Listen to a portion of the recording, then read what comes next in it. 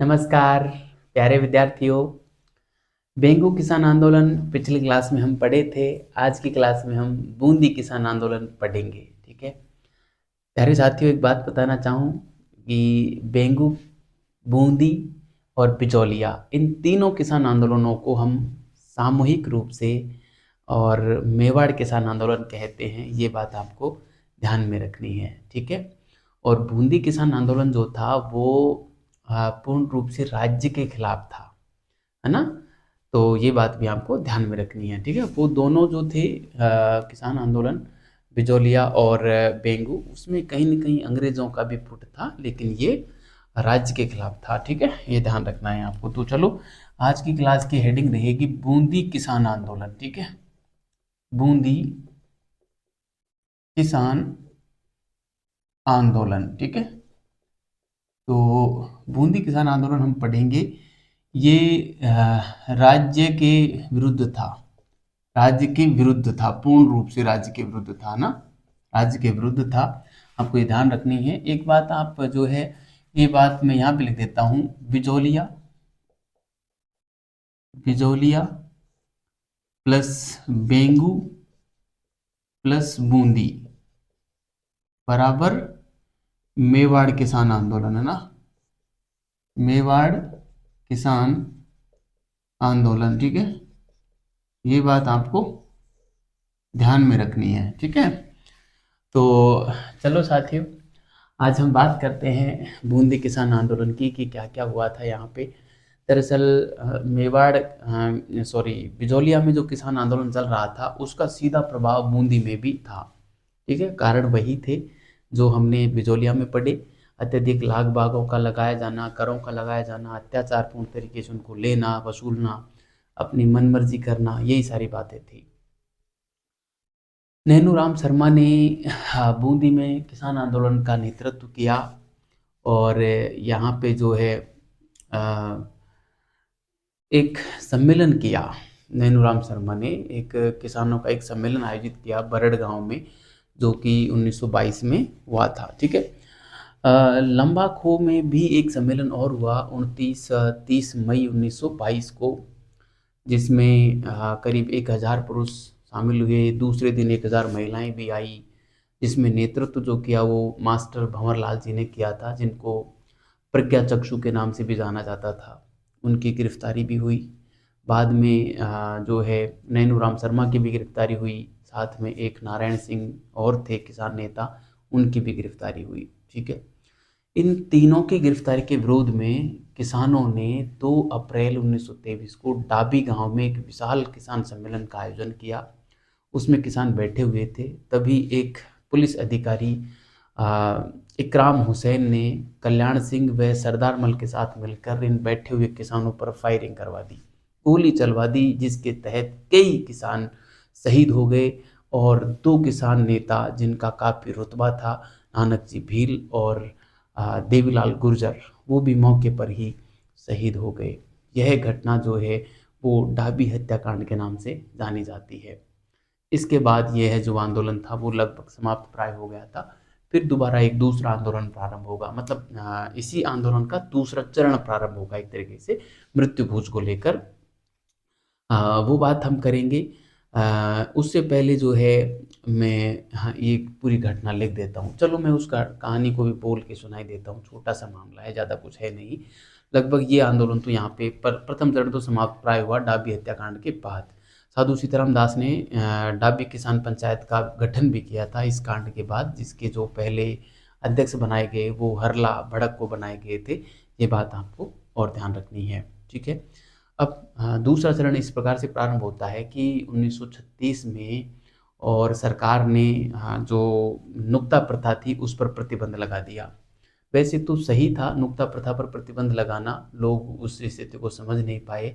लेकिन उस ज़माने में इन लोगों को ऐसा लगा कि ये लोग जो हैं, सरकार जो है हमारा धर्म परिवर्तन करना चाहती है और ये हमारे नियम कानून तोड़ रही है। ये तो हमारे पुरखों की परंपरा है कि हम नियुक्ता वगैरह करें। इस प्रकार का तर्क देते हुए उन्होंने सरकार का विरोध किया। जबरदस्त तरीके से जो है अ, आंदोलन इन्होंने खड़ा किया हिंडौली के हुंडेश्वर मंदिर में। और 5 अक्टूबर 1936 को एक विशाल किसान सम्मेलन का आयोजन किया नियोक्ता प्रथा को पुनः लागू करने के विरोध में, हाँ, पुनः लागू करने हेतु। ठीक है, और लगातार विरोध किया। तब इन्होंने 1939 में एक तोरण बावड़ी पर एक और विशाल सम्मेलन रखा किसानों का, जिसमें जो नेतृत्व किया वो गिरधारी सिंह, गिरधारी नहीं, गोवर्धन, गोवर्धन व रामनिवास जी का बड़ा ही महत्वपूर्ण योगदान था। और अ, एक नाम और मिलते हैं इसमें, एक नाम और है। इन 3 लोगों का बड़ा ही महत्वपूर्ण योगदान था। तो उसके चलते यह आंदोलन समाप्त, मतलब समाप्त प्राय नहीं, आंदोलन बड़े ही व्यापक पैमाने पर जब हुआ, लगातार किसानों का विरोध था, तो सरकार ने क्या किया, इस अपना आदेश वापस ले लिया और नियोक्ता प्रथा को फिर से लागू कर दिया गया, है ना। और 1945 तक आते आते यह आंदोलन समाप्त हुआ। ये था बूंदी किसान आंदोलन। मैंने एक साथ बोल के सुना दिया है, अब इसको मैं यहाँ पे लिख देता हूँ ना। वो व्यक्ति नित्यानंद मेहता था जिसका भी योगदान रहा था। ठीक है, 3 व्यक्ति थे बूंदी किसान आंदोलन के दूसरे चरण में, नित्यानंद मेहता, गोवर्धन, हाँ गोवर्धन, और एक थे रामनिवास। 3 लोगों के नाम ध्यान रखने हैं, बाकी ये काम हो जाएगा अपना। ठीक है, तो अब मैं एक एक बात यहाँ पे लिख देता हूँ। ये बात मैंने यहाँ पे कर दी, राज्य के विरुद्ध था, है ना। तो अब हम सीधा यहाँ पे काम करते हैं। ठीक है, कि किस प्रकार से यहाँ पे आंदोलन प्रारंभ होता है और किस प्रकार इसकी क्रियान्विति होती है। तो बिजौलिया से मैं शुरुआत करूँगा। बिजौलिया किसान आंदोलन का, किसान आंदोलन का बूंदी किसानों पर, बूंदी के लिख देते हैं, कि किसानों पर सीधा प्रभाव था, सीधा प्रभाव था। ठीक है, सीधा प्रभाव था। बूंदी के किसानों ने भी, अतः आप लिख सकते हैं यहाँ पे, अतः, अतः मैं इसको मिटा देता हूँ, अतः बूंदी के किसानों ने भी पंडित नैनूराम शर्मा, पंडित नैनू, इसका नाम ऐसे भी लिखा जाता है, नैनू राम, है ना, नैनूराम शर्मा, सॉरी, या नयनू राम शर्मा, नैनूराम शर्मा के नेतृत्व में, नैनूराम शर्मा के नेतृत्व में आंदोलन प्रारंभ किया। आंदोलन राज्य के विरुद्ध प्रारंभ किया, राज्य के विरुद्ध प्रारंभ किया, राज्य के विरुद्ध प्रारंभ किया, राज्य के विरुद्ध प्रारंभ किया। ठीक है, और एक विशाल सम्मेलन नैनूराम शर्मा ने बुलाया। ठीक है, बात करते हैं 1922 में एक विशाल सम्मेलन नैनूराम के नेतृत्व में किसानों ने बरड़ गांव में किया, किसानों ने बरड़ गांव में किया। ठीक है, बरड़ गांव में किया, ये बात भी आपको ध्यान में रखनी है। ठीक है, बरड़ गांव में किसानों ने नैनूराम के नेतृत्व में किसान सम्मेलन आयोजित किया। एक और सम्मेलन हुआ इसी समय 29-30 मई 1922 को लंबाखो में। ठीक है, जिसमें पहले दिन 1000 पुरुष आए, है ना, वो वाली बात मैं करता हूँ, सॉरी, 29-30 मई 1922 को, 29-30 मई 1922 को लंबा खोह में लंबा खो लंबा खोह में लंबा खोह में किसानों का एक और सम्मेलन हुआ। किसानों का एक और सम्मेलन आयोजित हुआ। एक और सम्मेलन आयोजित हुआ जिसमें जिसमें पहले दिन जिसमें पहले दिन 1000 पुरुष व दूसरे दिन 1000 महिलाएं आई। ठीक है। इसका नेतृत्व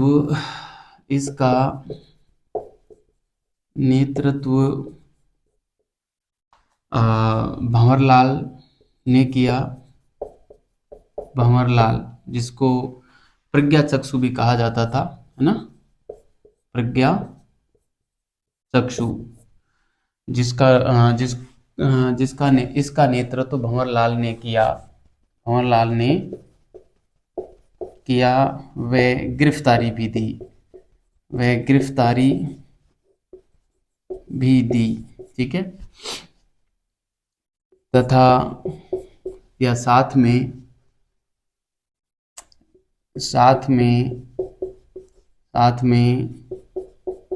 नारायण सिंह व नैनूराम को भी गिरफ्तार किया। नैनूराम को भी गिरफ्तार किया। ठीक है। साथ में नैनूराम को भी गिरफ्तार किया। अब इन 3 लोगों की गिरफ्तारी के विरोध में ध्यान रखना, बढ़िया तरीके से ध्यान रखना इन तीनों नामों को विद्यार्थियों, भंवरलाल, नैनूराम और नारायण सिंह। ठीक है।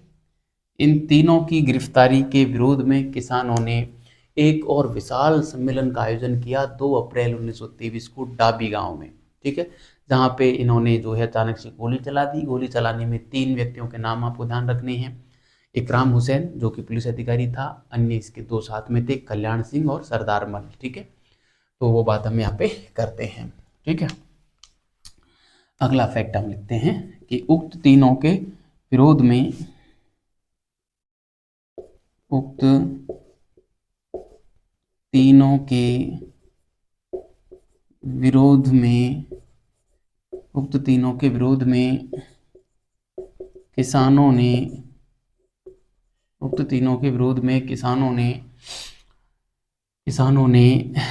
2, मैं यहाँ पे जो है अलग कलर के पेन का इस्तेमाल कर लेता हूँ, अच्छा लगेगा थोड़ा सा। 2 अप्रैल 1923 को डाबी गांव, ठीक है, डाबी गांव में एक विशाल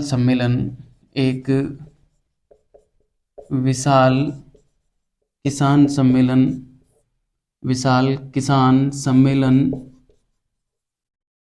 आयोजित किया। विशाल किसान सम्मेलन आयोजित किया। ठीक है। एक विशाल किसान सम्मेलन आयोजित किया। ठीक है। मगर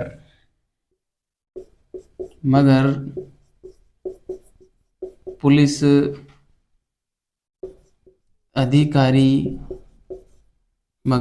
अधिकारी इकराम हुसैन, ये नाम आपको ध्यान रखना है, पुलिस अधिकारी इकराम हुसैन, कल्याण सिंह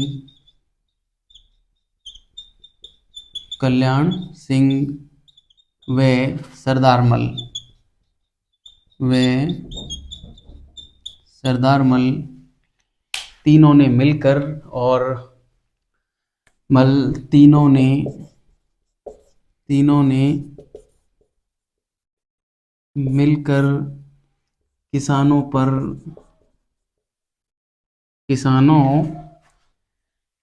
की सभा पर गोलीबारी की। ठीक है, किसानों की सभा पर गोलीबारी की। ठीक है, ये बात। अब किसानों की सभा पर गोलीबारी की, इसमें जिसके चलते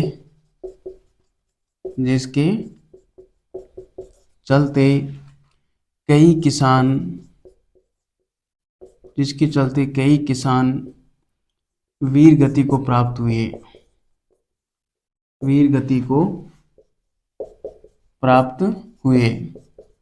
ठीक है, साथ ही दो किसान नेता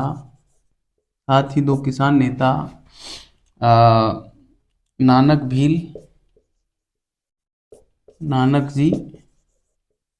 भील व देवीलाल गुर्जर वीर गति को प्राप्त हुए। ठीक है, ये बात आपको ध्यान में रखनी है, विशेष रूप से ध्यान रखनी है। बहुत बार ये सवाल पूछा जाता है कि नानक जी भील और देवीलाल गुर्जर का संबंध किस आंदोलन से है, या ये कब शहीद हुए थे। तो ये तारीख आपको ध्यान रखनी है, कौन सी, 2 अप्रैल 1923 को। घटना कहाँ की थी, डाबी गांव की थी। ठीक है, और डाबी हत्याकांड के नाम से इसे जाना जाता है। नानक जी भील जो थे, नानक जी भील ने एक गीत गाया था यहाँ पे कि प्राण मित्रों भले गवाना, पर ने झंडा नीचे झुकाना, है ना। यह गीत गाते हुए शहीद हुए थे। मैं उस गीत को यहाँ पे लिखना चाहूँगा। वो क्या गीत ये गा रहे थे,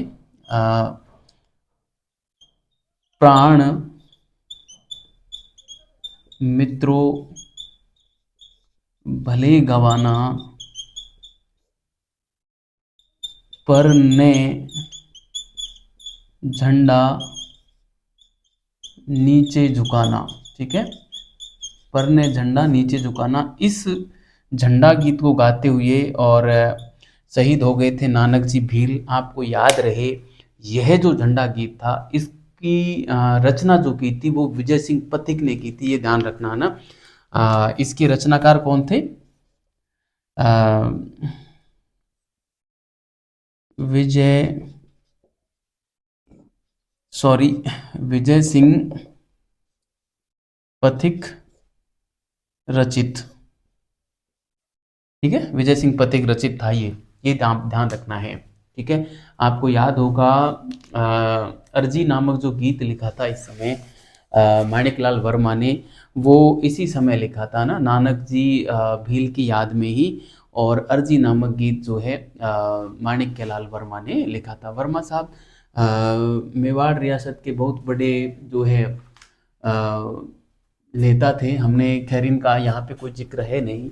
बिचौलिया आंदोलन में माणिकलाल वर्मा साहब का थोड़ा सा जिक्र आता है, बाकी मूल जिक्र माणिकलाल वर्मा का जो आता है वो प्रजामंडल आंदोलन में आता है। ठीक है, वहाँ पर हम जो है प्रजामंडल आंदोलन में बढ़िया से काम करेंगे, वहाँ पे माणिकलाल वर्मा के बारे में पढ़ेंगे। तो मैं यहाँ पे एक बात और लिखना चाहूँगा, इस बात को, अर्जी नामक गीत जो लिखा नानक जी भील की याद में, इसको यहीं पे मैं लिख देता हूँ। ठीक है, यहाँ पे मैं लिख देता हूँ,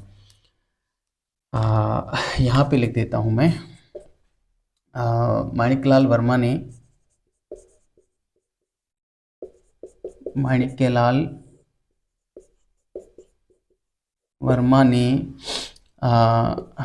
नानक भील की याद में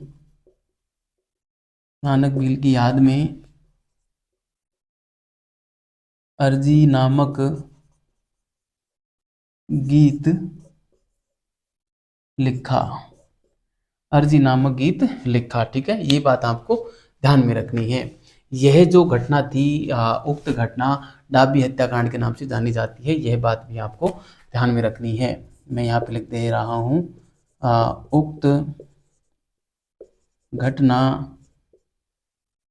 डाबी हत्याकांड के नाम से जानी जाती है। ठीक है, उक्त घटना डाबी हत्याकांड के नाम से जानी जाती है।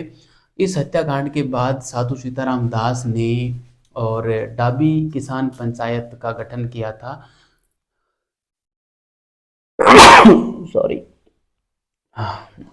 हाँ, डाबी किसान पंचायत का गठन किया था साधु सीताराम दास ने, और जिसके पहले जो अध्यक्ष बनाए गए थे वो हरला भड़क को बनाए गए थे, है ना, हरला भड़क बनाए गए थे। ये बात आपको ध्यान में रखनी है। तो मैं यहाँ पे लिख देता हूँ, फिर हम बात करेंगे आगे की।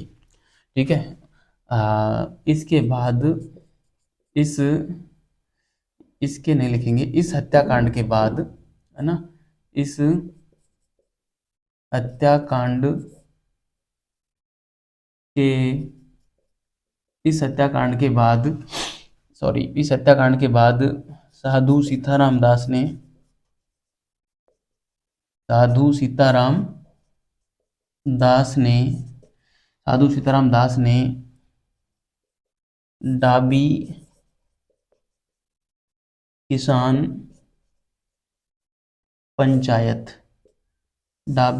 पंचायत का गठन किया, है ना, का गठन करके और हरला भड़क को इसका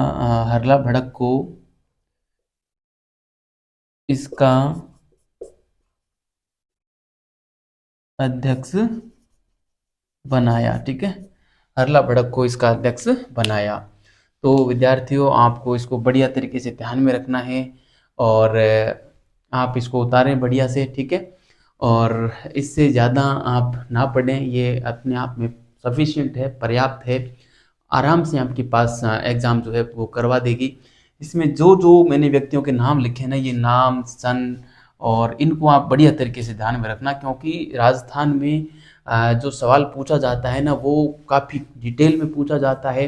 प्रत्येक तथ्य को, प्रत्येक सन को, तारीख को भी यहाँ पे जो है पूछ लिया जाता है। इसलिए आप जो है राजस्थान में, खासकर राजस्थान के संदर्भ में, आप प्रत्येक तिथि को भी याद रखना। जो तिथि मैं यहाँ बोर्ड पे लिखा हूँ वो अति महत्वपूर्ण होती है। प्रत्येक तिथि को आपको बढ़िया तरीके से ध्यान में रखना है, ताकि आपका किसी प्रकार का जो कन्फ्यूजन है वो ना रहे, और बढ़िया से यहाँ पे एग्जाम में पेपर को अटेम्प्ट कर पाएँ और अन्य लोगों से बेहतर स्कोर कर पाएँ। ठीक है, बढ़िया से ध्यान रखना। मैं इसको मिटा रहा हूँ, और अब ये प्रथम चरण यहाँ पे जो है एक तरीके से समाप्त होता है। ठीक है, इसके साथ ही इस आंदोलन बिल्कुल शांत पड़ गया था ना, और उसके बाद जो है दूसरा चरण इसका शुरू होगा। मैं इसको मिटा रहा हूँ, आपने इसको उतार लिया होगा। ठीक है, और हम दूसरे चरण की अब बात करते हैं। ठीक है, वैसे मैंने यहाँ पे चरण लिखा नहीं है, लेकिन एक तरीके से ये प्रथम चरण था जो लगभग समाप्त प्राय हो गया। ठीक है, क्योंकि जिस प्रकार से और इन लोगों ने इनका दमन किया किसानों का, बड़ी बेरहमी के साथ, बताइए, बैठे हुए थे किसान, सम्मेलन कर रहे थे, उस पर गोलीबारी कर दी, कम बात थी क्या। और ये तो इसमें हमने नाम, हमको इतिहास में बताया नहीं गया है कि कितने लोग शहीद हुए थे, वरना सोचिए बैठे हुए भीड़ पर और गोलीबारी की हो, और केवल 2 व्यक्तियों के नाम हमारे सामने आए हैं। ये 2 व्यक्ति बड़े ही महत्वपूर्ण व्यक्ति थे, इसलिए इनके नाम आ गए, वरना इनके नाम ही नहीं आते, है ना। तो चलो,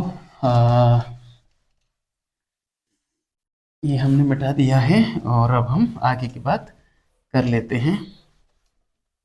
और अब तो बहुत बड़ा नहीं है, छोटा सा तो ये है ही है, इसमें ज़्यादा कोई घटनाएं वगैरह हुई नहीं थी। तो मैं यहाँ पे लिख दे रहा हूँ दूसरा चरण। ठीक है, दूसरा चरण की बात हम करते हैं। दूसरे चरण की बातें वही है, मैं आपको बोल के सुना ही चुका हूँ, अब यहाँ पे बार बार नहीं बोलूँगा, मैं सीधा लिख देता हूँ यहाँ पे, है ना। तो दूसरा चरण प्रारंभ होगा, मैं यहाँ पे लिख रहा हूँ कि सरकार ने जब सरकार ने जब नियुक्ता प्रथा को, सॉरी, मृत्यु भोज बोलते हैं उसको, सरकार ने जब नुक्ता प्रथा है ना, जिसको मृत्यु भोज कहते हैं, या मृत्यु भोज जिसको नुक्ता प्रथा कहते हैं, मृत्यु भोज नुक्ता प्रथा को प्रतिबंधित किया,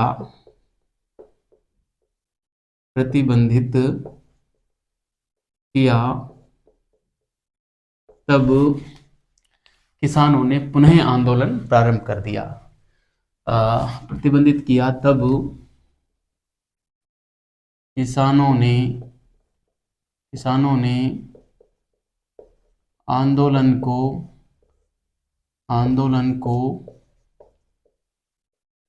पुनः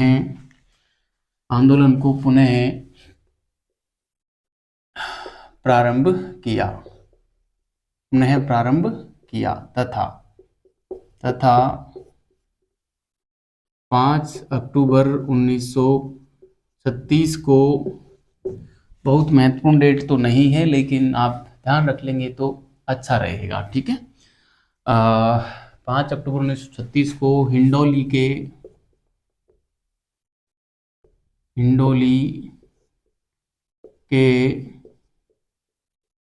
मुंडेश्वर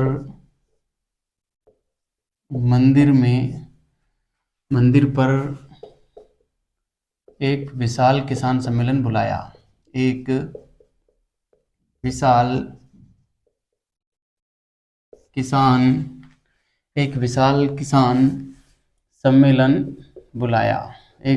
किसान सम्मेलन बुलाया, ठीक है, एक विशाल किसान सम्मेलन बुलाया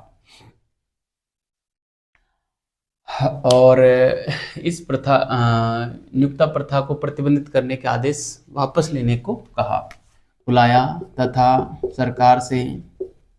सरकार से अपने आदेश वापस लेने को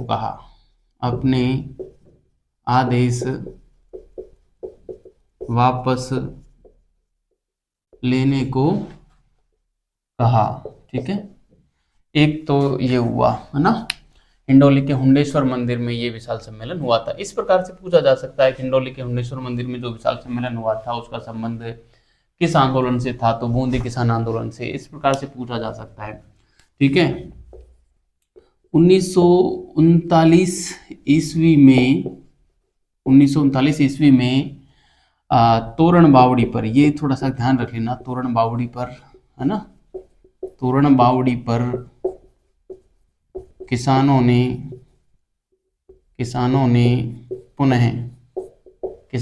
पुनः एक विशाल सम्मेलन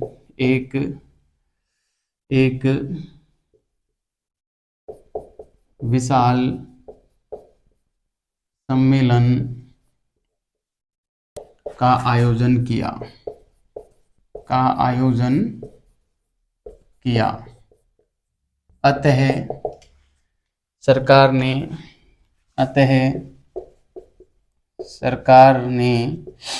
मजबूर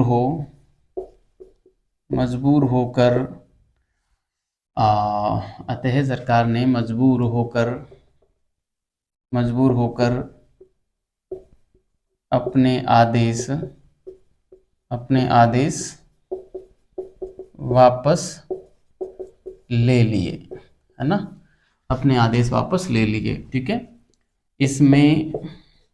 इसमें गोवर्धन, ये नाम ध्यान रखना तीनों, इसमें गोवर्धन, रामनिवास व नित्यानंद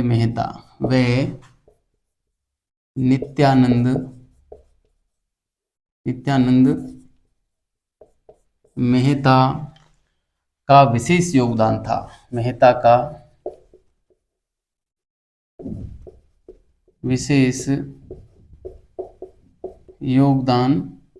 था। ठीक है। 1945 तक आते आते यह आंदोलन समाप्त प्राय हो गया। 1945 तक आते आते आंदोलन समाप्त प्राय हो गया। समाप्त प्राय हो गया। ठीक है, तो ये था प्यारे साथियों बूंदी किसान आंदोलन, जिसके बारे में हमने बढ़िया तरीके से पढ़ा। दूसरे चरण में आपको दो तथ्य विशेष कर ध्यान रखने हैं। एक तो ये तोरण बावड़ी में जो अधिवेशन हुआ था ये कब हुआ था, एक तो ये सन थोड़ी सी देख लेना। और दूसरा जो है इसका संबंध तोरण बावड़ी का किससे है, तो बूंदी किसान आंदोलन से है ये। और दूसरा, इन नामों को ध्यान रखना बस, गोवर्धन साहब का, रामनिवास जी का, और नित्यानंद जी का भी, नित्यानंद मेहता का भी नाम आपको ध्यान रखना है। सीधा पूछा जा सकता है गोवर्धन रामनिवास नित्यानंद का संबंध किस आंदोलन से था, बूंदी से था। ठीक है, बूंदी में और भी नैनूराम, नारायण सिंह है ना, और भंवरलाल, तो 6 नाम हो गए प्रमुख रूप से, वो ध्यान रखने हैं। इसके साथ ही आपको जो है नानक भील और देवीलाल गुर्जर का नाम ध्यान रखना है, और इकराम हुसैन, कल्याण सिंह और सरदार मल, वो नाम भी आपको ध्यान में रखने हैं। साथ में एक नाम और ध्यान रखना है साधु सीताराम दास का, जिसने लिखा था क्या, लिखा नहीं था, बूंदी किसान पंचायत का गठन किया था, जिसके पहले अध्यक्ष किसको बनाया, हरला भड़क को बनाया। ये भी नाम ध्यान रखना है।